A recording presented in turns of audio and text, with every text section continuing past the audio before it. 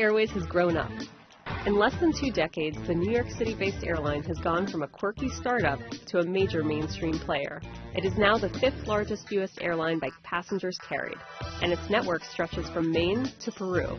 But 2018 was a rough year for JetBlue. Its stock tanked nearly 30%. The airline laid off workers at its corporate headquarters to cut down on costs, and it struggled to reconcile the impact of huge fuel bills and investments like expensive cabin upgrades, which aim to fit more travelers on board and update amenities. We're exiting that awkward teenage phase and becoming adults. I think you'll see a big emphasis on doubling down on those points of strength. And then I also think, at 20 years old, we need to refresh some things. So our fleet. The airline now has to prove it can grow in the big leagues and keep a lid on costs while it does it. JetBlue is a unique operation whose quirky roots won it a loyal customer base. It's trying to hold on to that reputation as it goes even more mainstream in order to compete with the biggest players. To understand why, let's go back to JetBlue's start. JetBlue burst into the air travel market in 1999, promising to shake things up. The New York-based airline was the brainchild of Brazilian-born airline entrepreneur David Neeleman. He founded JetBlue with lofty promises, low fares, and a flying experience that would bring humanity back to air travel. And JetBlue did stand out. JetBlue had a fleet of brand new Airbus A320 jets, outfitted with leather seats and seatback screens that offered satellite television on all of its planes. That was revolutionary for a U.S. airline at the time. And there was only one class of service, coach. It set up a hub at John F. Kennedy International Airport in New York and launched its very first flight to Fort Lauderdale, Florida on February 11, 2000. Its spunky energy and aggressive marketing helped it stand out. JetBlue executives also had a keen awareness of a major passenger demographic, travelers who were visiting friends and family outside of the continental U.S.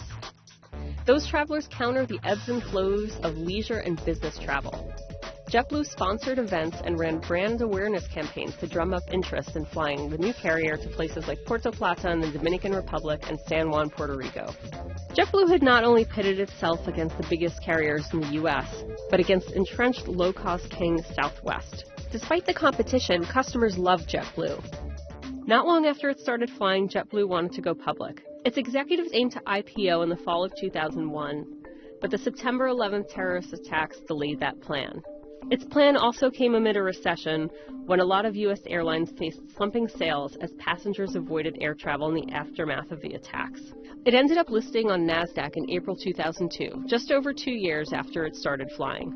It was initially a success. Its stock rose 47% in 2003 alone, but it later struggled. Shares hit their stride in the mid-2010s as the U.S. was recovering from the Great Recession. In 2004, JetBlue entered international markets when it launched service to the Dominican Republic. As low-cost airlines grew, larger and more traditional rivals took note, and they debuted their own offshoots to compete with JetBlue and other budget airlines like Southwest. Delta and United both attempted this, and both failed. By the end of 2012, JetBlue was serving 75 destinations with a fleet of 180 jets. The airline that started out as a fun, no-fuss alternative to big carriers then started going after business travelers. In 2014, JetBlue launched Mint, its first business class and the first time it had more than one class of service on a plane. The seats could recline into a small flatbed, and passengers were given more options for dining. The price started at around $600 one way, a fraction of the going rate on other airlines. And keep in mind, business class seats are a huge moneymaker for airlines. Premium seats like business class account for 30% of international passenger revenue, even though they just make up 5% of all flyers. So Mint gives JetBlue a real edge against its biggest competitors. But JetBlue's rapid growth was also met with several challenges, from impatient investors to recessions and operational problems that resulted from its vast expansion. One of its biggest operational flops came in February 2007. JetBlue's bungled response to an ice storm that hit the Northeast stranded passengers for days. Travelers sat on aircraft for more than 7 hours. The airline was late in canceling flights, adding to the chaos because pilots and flight attendants were not ready to restart operations. Neeleman, JetBlue's founder and then CEO, told the New York Times he was humiliated and mortified. He issued a long apology to customers and introduced a passenger's bill of rights that set compensation for when flights are delayed or canceled. The board ousted Neeleman from the CEO role 3 months later. The incident sparked new federal rules that fine airlines for passengers that are left on planes on the tarmac. Airlines now face fines of nearly $28,000 per passenger if they're left on planes on the tarmac for more than 3 hours. I think the customer has a much bigger voice now. So when JetBlue was founded back in '98, there wasn't the internet, or it was very early stages, and customers didn't have a way to really communicate what they expected publicly about their air travel. We think feedback is a gift, and we value it from our customers. We were one of the first carriers to take to Twitter and embrace it as a communication tool and a customer recovery tool. Eager for a bigger piece of the West Coast, JetBlue in 2016 made a bid for rival Virgin America, but its Seattle-based competitor, Alaska Air Group, won out. Also in 2016, JetBlue set out on an aggressive cost-cutting program to slash expenses by up to $300 million a year by 2020. As part of that plan, the airline let go dozens of office employees in layoffs and buyouts. In 2018, the airline continued to struggle with on-time arrivals, a trend it chalks up to flying into congested airports in big cities. Late arriving planes and other disruptions could mean higher costs for the airline and a bruised reputation. Despite these setbacks, JetBlue's business model has proven resilient.